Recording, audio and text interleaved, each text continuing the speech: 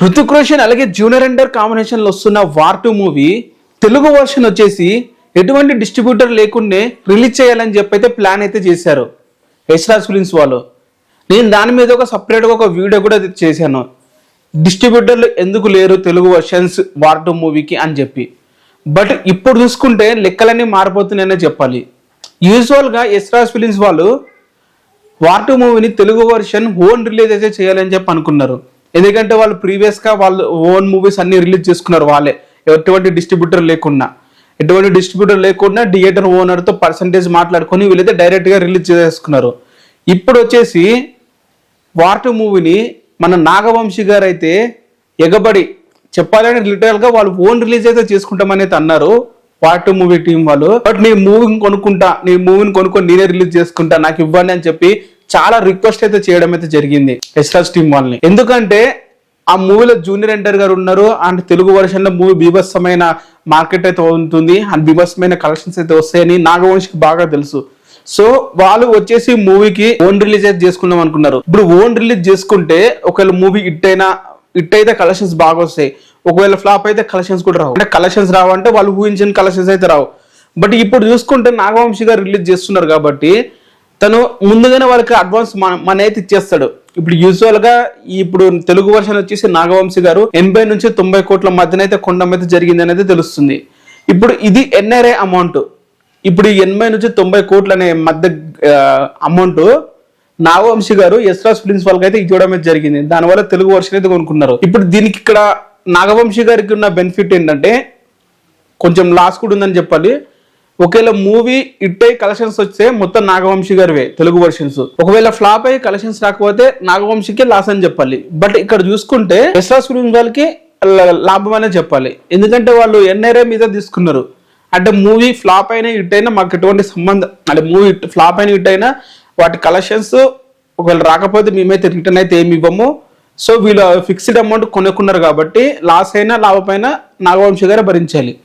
So రీసెంట్గా మనం pan India movies చూసుకుంటే ప్రతి ఒక్క మూవీ కూడా ఒక వ్యాలిడ్ అమౌంట్తో రిలీజ్ చేయడమే జరుగుతుంది. ఫర్ ఎగ్జాంపుల్ ఈ ఏరియాలో ఒక నైజాం ఏరియాలో 60 కోట్లు ఇచ్చి కొన్నారు. 60 కోట్లు ఇచ్చి వాళ్ళు కొనరు, అడ్వాన్స్ తీసుకుంటారు, అడ్వాన్స్ మీద కొంటారు వాళ్ళు.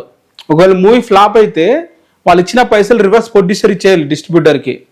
బట్ ఇప్పుడు వార్ 2 మూవీకి అంతకుముందు వచ్చిన దేవర మూవీకి ఇలా కాదు, ఫిక్స్డ్ అమౌంట్ అనమాట. ఒకవేళ మూవీ ఫ్లాప్ అయినా హిట్ అయినా ఆ డిస్ట్రిబ్యూటర్కి ప్రొడ్యూసర్ ₹1 కూడా అమౌంట్ అయితే ఇవ్వడు. ఇలాంటివి ఫిక్స్డ్ అమౌంట్ మన ప్రీవియస్ జనరేషన్ లో మూవీస్ చూసాము. బట్ రీసెంట్ గా పాన్ ఇండియా కల్చర్ వచ్చేసరికి ప్రతి మూవీ కూడా ఒక వ్యాలిడ్ అమౌంట్ తో ఓకే 60 కోట్లు వస్తుంది, ఇంకా నేను 60 కోట్లకి ఇస్తాను, ఒకవేళ ఫ్లాప్ అయితే నా అమౌంట్ నాకు నువ్వు రిటర్న్ ఇచ్చేయాలి. సో అలాగే బేసిడ్ మీద తీసుకుంటున్నారు. బట్ జూనియర్ ఎన్టీఆర్ మూవీస్ అలాంటివి నడవవు కాబట్టి ఉంటే నువ్వు డైరెక్ట్ అమౌంట్ ఇచ్చేసి కొనుక్కోవాలి, వాలిడ్ అమౌంట్ ఇలాంటివి ఏమైతే ఉండవు. సో ఈ విధంగా నాగవంశీ గారు అయితే తెలుగు వర్షన్ మన వార్ 2 మూవీని అయితే కొనడం జరిగింది. వార్ 2 మూవీని తెలుగు వర్షన్ నాగవంశీ గారు కొంటే బెనిఫిట్స్ ఏంటంటే అద్భుతమైన బెనిఫిట్స్ అయితే ఉన్నాయి. ఫస్ట్ ఆఫ్ ఆల్ వచ్చేసి మార్నింగ్ షోస్ అయితే పడతాయి. ఇంతకుముందు వాళ్ళు ఓన్ రిలీజ్ చేస్తారంటే మాత్రం యూజువల్ గా 9-10 గంటల షోకి మాత్రమే ఉంచి స్టార్ట్ అవుతాయి అని చెప్పేసి నేనైతే అనుకున్నా. బట్ ఇప్పుడు చూసుకుంటే నాగవంశీ గారు యాడ్ అయ్యారు కాబట్టి పక్క ఆంధ్రప్రదేశ్ లో 1 AM షోస్ అయితే పడతాయి.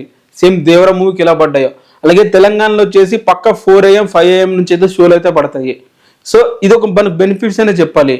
ఆల్రెడీ నాగవంశీ గారు మూవీని వచ్చేసి వార్ 2ని నైజాం వచ్చేసి మైత్రి మూవీస్ వీళ్ళు మాట్లాడుతున్నారంట తీసుకుందామని. మనం చూసుకుంటే సీడెడ్ ఆంధ్ర ప్రతి ఏరియాలో కూడా మూవీని అయితే డిస్ట్రిబ్యూట్ అయితే చేస్తున్నాడు. ఇతను మూవీ కొని తన కిందున్న ఎగ్జిబిటర్లకు అయితే మూవీని అయితే అమ్మేస్తున్నాడు మన నాగవంశీ గారు. ఇప్పుడు ఈ మూవీ August 14th రిలీజ్ అవుతుంది. అది కూడా ఆపోజిట్ లో కూలీ మూవీ ఉంది. సో అంత పోటీలో కూడా తెలుగు వర్షన్ లా దాదాపు 80 నుంచి 90 కోట్ల మధ్య మార్కెట్ జరిగిందంటే one and only junior NTR అని చెప్పాలి. ఇప్పటి వరకు ఇప్పుడు యూజువల్ గా వార్ 2 మూవీ అనేది తెలుగు డైరెక్ట్ మూవీ కాదు, ఒక హిందీ మూవీ. ఆ హిందీ మూవీ తెలుగులో డబ్ అయితే చేస్తున్నారు. ఇది ఇంకా బైలింగ్వాల్ మూవీ కూడా కాదు. బైలింగ్వాల్ అంటే ఇప్పుడు బాహుబలి మూవీ తెలుగు అలాగే తమిళ్లో ఎట్ ఎ టైం తీశారు. ఆదిపురుష్ మూవీ తెలుగు అలాగే హిందీలో ఎట్ ఎ టైం తీశారు. But war 2 movie only Hindi version లో తీశారు, తెలుగు వర్షన్ డబ్ అయితే చేస్తున్నారు. ఇలాంటి డబ్బడ్ మూవీకి ప్రీవియస్ గా మనం చూసుకుంటే KGF మూవీ దాదాపు 75 కోట్ల వరకు అయితే మార్కెట్ అయితే చేసింది, 75 కోట్ల వరకు అయితే బిజినెస్ చేసింది. దాదాపు 80 నుంచి 90 కోట్లు, అంటే 80 నుంచి 90 కోట్లు ఎందుకంటే ఈ మధ్యన అమౌంట్ ఉంటుంది. వాళ్ళు 80 కోట్లు కొన్నా కూడా